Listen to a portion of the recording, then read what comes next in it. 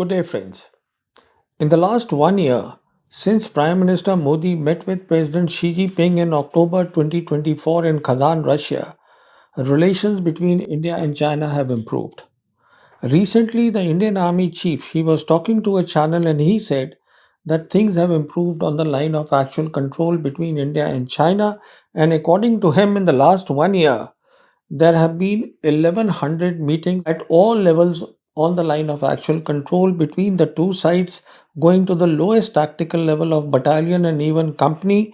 And he said this is being done to make sure that all the issues which are there at the lowest level between the two sides, the glitches, they are removed and there is peace on the line of actual control and there is avoidance of confrontation on the line of actual control. So things, as I said, are improving. So the question that everybody is asking is, given all these activities at the high level as well as what is going on in the line of actual control, will India normalize relations with China? Because India has maintained since April 2020, when the PLA came and occupied territory in East Ladakh, that border is the key to normalization of relations with China. The same question has recently been raised in the annual report to the US Congress by the US panel, which is asking whether India will normalize relations with China because it has implications for America. And my response, what I have maintained in the last 1 year, is still the same, that India will not normalize relations with China at least as long as the Modi government is in power. So, what we are seeing as improvements are mere tactical adjustments to events. Normalization is something entirely different, its implication is something different, which I'll explain later. So, tactical adjustments only. Now, when we talk of normalization and why it will not happen is because the leadership of China and India, they have different mindsets. That is the key thing. And they have different mindsets because of the once in a century change that is going on in the world. So we need to understand what is this once in a century change that we are talking about. So there are three components of this, and let me briefly touch upon each. The first is that today the world is multipolar with three great powers: America, China, and Russia. Now, these three great powers are equal. So, when the analysts say that Russia is junior partner to China, that is complete nonsense. Because each great power has its strength, they have their shortcomings. But what makes them great power are three attributes which only they have. And those attributes are that a great power has the capability to influence events anywhere in the world. A great power can take care of its sovereignty all by itself, and a great power cannot be intimidated, pushed, coerced by any other nation to change its foreign policy. Given these attributes, it becomes very clear that out of the 193 countries in the world today, it is only these three great powers which exercise genuine strategic autonomy in their foreign policy today. Now, the second component of this change is that because of the spectacular rise of China, amongst other things also, the global geopolitics has shifted to Asia Pacific, which is our region. This means that the political, financial, economic activity of the world, which used to happen in America and Europe, is slowly shifting to Asia Pacific region. In this region, there is a lot of maritime activity also, which which the Americans called maritime contestation that is going on here. So, given this fact that the global geopolitics has come here, all the three great powers, they are focused here. China is here in this region. The Americans are here because of the US Indo-Pacific Command, and the Russians, because of the Ukraine war, now they have shifted their foreign policy to the east, which is once again to Asia Pacific region. And the third component of this change, which not many people seem to have understood and which is most important, and which is something that the world has not seen before, is that a new global governance system has come into being, supported by Russia and China. This global governance system is about an entirely different vision, entirely different thinking than what existed in the bipolar world and the unipolar world, where we all know that the Americans, they created the institution, they set the rules, and everybody followed those rules. It was a hierarchy there. Here it's about equality. In this new global governance system, there are a lot of things which need to be understood in this system, but I will only refer to one which is, for my discussion, it is necessary. And that is, in this global governance system, unlike the one that existed, where security was about absolute security, a zero sum game, here the concept is of indivisible security, which is relative security. So, wherever the countries have a problem, instead of seeking absolute security and putting all their energies there, they should look at relative security, indivisible security, so that being equal countries, they are left with choice of choosing their own development paths towards progress and prosperity. Now, one example is necessary. I will give that because that is also relevant to my discussion. And the example is of the Central Asian republics.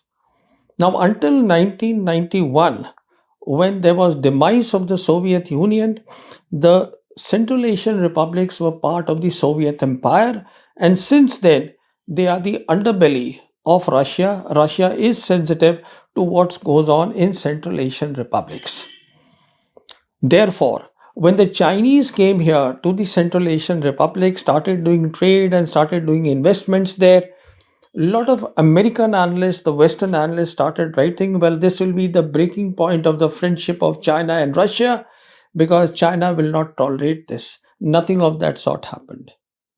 Because President Putin himself, in one of his talks, clarified that the Central Asian republics, China and Russia, they all are part of SCO, Shanghai Cooperation Organization, which is a brilliant example of indivisible security. And beyond that, he said, being equal countries, all the countries have a right to seek their own development path. Kazakhstan, in particular, he said, is a great nation with a lot of population, so it should have its own development path. Not only are the Chinese there now, recently the Americans also, they are investing in Kazakhstan, and they are looking at creating what is being called a middle corridor, which starts from Kazakhstan, crosses through the Caspian Sea, and then comes to South Caucasus, goes on to Turkey and to Europe. So, the point that I am making is that in this thinking, in this governance system, it is not about confrontation, it is not about containment, it is about cooperation, it is about looking at how mutually agreeable win win solutions can be created for every country's development and prosperity. It is not about a zero sum game. Unfortunately, the Indians still have the colonial mindset, and they talk about zero sum game. And the example of this, I'll give two statements made by the External Affairs Minister and the National Security Advisor. Now, National Security Advisor Ajit Doval, I cannot say this clip, what he said was said at what place and when, but this is what he has said. He said that China wants to contain India. Contain where? In South Asia. I will explain that in a while. So he says China wants to contain India as India is seen as a rival power center within Asia. Well, it isn't. Then he says for China to have global supremacy, it will first need regional supremacy. Same thing has been said by Jay Shankar, India's External Affairs Minister, that a multipolar Asia is necessary for a multipolar world. In other words, the mindset is of hegemony, supremacy, dominance in South Asia, instead of looking at partnership and instead of understanding that the world has changed. Now, once we understand this mindset, let me now run through what I said are the tactical adjustments which are being done to the events. But before that, I just need to touch upon a very important statement, joint statement signed by India and China. This was done on the 10th of September 2020 in Moscow in the presence of Sergei Lavrov. It was signed by Jay Shankar and Wang He, and this statement is about how to have peace on the line of actual control after the Galwan killings of 15 June 2020, and how the two sides should look the way forward, the modus vivendi. It only has 5 paragraphs, and the key, let me just say what it is about. It talks about disengagement only. It does not talk about de escalation or de induction of PLA troops from eastern Ladakh, only disengagement. Next, it talks about avoidance of escalation, which is precisely what the army chief has recently said, that all that is happening now on the line of actual control, and it is getting better and things are improving there so that there is no escalation. And the third thing it talks about is the need for the two SRs, special representatives of India and China, to maintain constant communications, which is going on, and to look for new confidence building measures. Why? Because of this, because now there will be buffer zones which are already there. So eventually, what we will be looking at, not the line of actual control, but perhaps as a zone between India and China. So this is what the two sides have agreed upon. Now, let me just go run through the important events that have happened in the last 1 year between India and China, starting with the Kazan meeting of Modi and Xi. Now, you see, the meeting happened on 24th October in Kazan, in Russia, and President Putin had invited Prime Minister Modi to the meeting. There is no way that the Indian Prime Minister could have turned down the invitation of President Putin and not gone there, because India still needs Russia in so many ways. It is a trusted partner, so he had to go. So, how this was worked out is that 3 days before, we all know, on 21st October 2024, the MEA gave a press release that the two pending areas where disengagement was to be happened, the Chinese have agreed on the line of actual control. These two areas were Depsang and Depchong. They were the holdout areas. They have agreed now. So now things are fine on the border and the Prime Minister can go. The reality, of course, is different.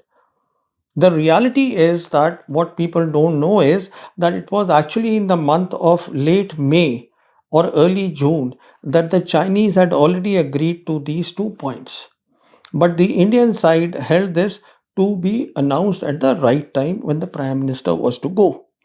So, this was the reason for that, why he went to Kazan. And of course, the two leaders met and commitments were made that we need to improve relations between the two countries.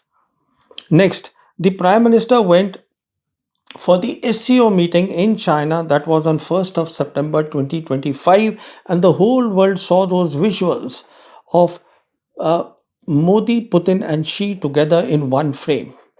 And all everywhere the talk was that perhaps now, because of President Trump's policies on tariff, now Modi has finally gone and aligned himself with China and Russia. That is, of course, not the truth. The truth is that it was a tactical adjustment made by the Indian side. Prime Minister had to go there, and there were two reasons for that. The first reason was that next year in 2026, India will be hosting the BRICS summit. And it is very clear that without China's fulsome support, India's BRICS cannot be successful. And Indian officials have already indicated that the Prime Minister wants that the BRICS summit be at the same level as how the G20 happened in 2023. So, for that, China's support is required, and therefore, the Prime Minister had to go for the SCO summit to China. And this other reason, of course, is precisely what the Indian side felt. It happened that all the three were in one frame. So a message was sent to the Americans that look, the Indians have the option and they can now go to the other side completely. Well, of course, that was not to happen. That will not happen. Now, so the other things which have done is because India now needs the Chinese. So, therefore, very slowly other things are also happening. For example, direct flights have opened up. People are asking why the flights are not opening between the two capitals, Delhi and Beijing. And my guess is because this is where most of the officials they go to and fro, which means that the situation has normalized between the two countries. So perhaps this will be at a later stage that India will agree to this. The trade has is going on between the two sides, and we know that now the Chinese are taking more things from India. But here is the key thing: while the trade is going on, the key thing is that no Chinese investments have come into India.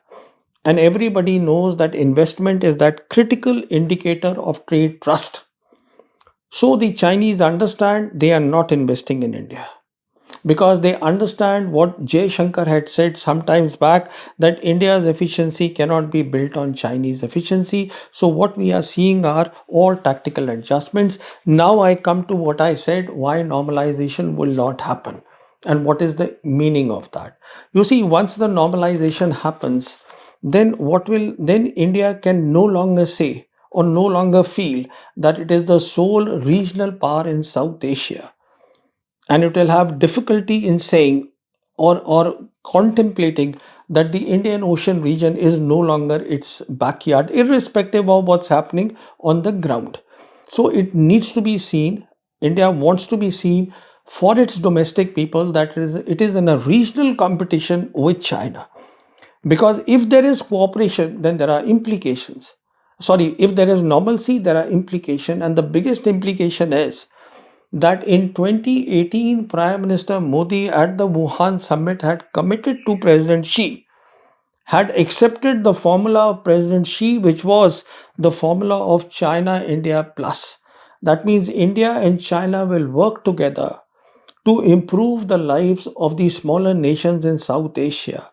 Now, India cannot accept that because then there will be no competition. And if they were to get into this mode, China, with its deep pockets and its capabilities of infrastructure and other capabilities, will automatically look like the leader to the smaller nations of South Asia. So, India cannot accept that.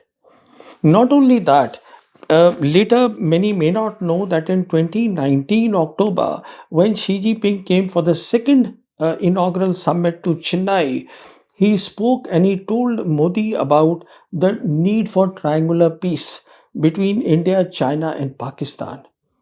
And Modi did not commit, but he heard that. But obviously, it is very much on the mind of the Indian leadership. So, as I said, there are implications of normalization.